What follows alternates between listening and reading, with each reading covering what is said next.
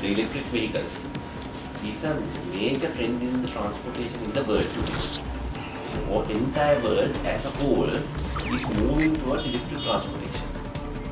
So, first question is why the world in general is moving into this modern technology. So primarily, it is of quite a complex set of reasons, but in a very general way, we might be able to say that it is because of the environmental concerns and the efficiency concerns. We must understand that electric vehicles, though are called electric vehicles, they are eventually the energy is again from fossil fuels. So it's only a question of charging the vehicle and running by electricity.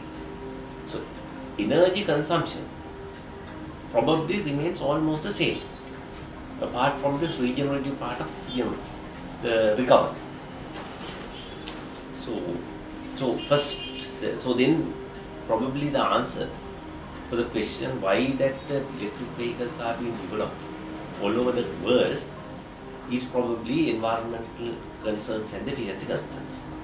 But we as Sri Lankans, or in Sri Lanka, we have a different interest created for electric vehicles. That is primarily because of our load curve. We all know that our load curve has a certain skew.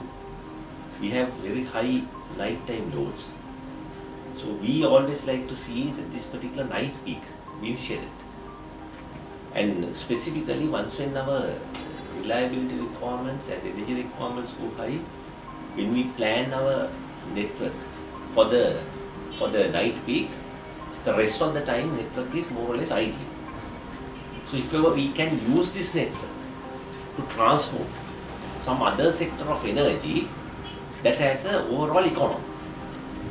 So that is the Sri Lankan motivation for electric vehicles. So apart from the global motivation, we as Sri Lankans ourselves got a separate motivation for electric vehicles. So my feeling is, because of this special interest, in the coming times in Sri Lanka we might see a large increase of electric vehicles, or probably the electric vehicle technology will be embraced but in a gross way in Sri Lanka. So having discussed that, I fail my part if I don't mention that it is not the benefits only. The bringing electric vehicles into the country imposes certain challenges as well. If we analyze what are these challenges, primarily there's a large percentage of energy of the country today goes through the transported through houses as liquid fuel.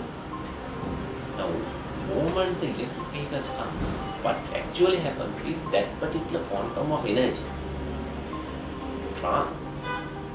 get transported onto our network. So there is a question, first question, whether the network is sufficiently sized to take up that load. This is number one. Number two is, as we discussed before, what is the time that this particular quantum of energy is impinging on the network.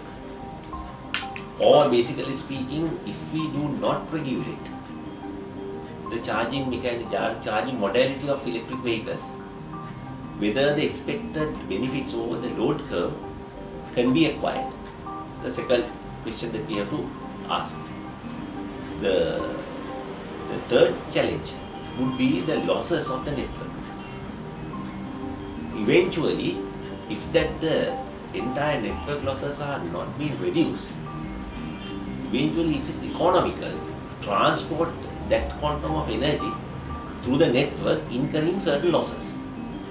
So these three things should be looked parallelly, and even I think the fourth issue, which is not very predominant at the moment, the reliability.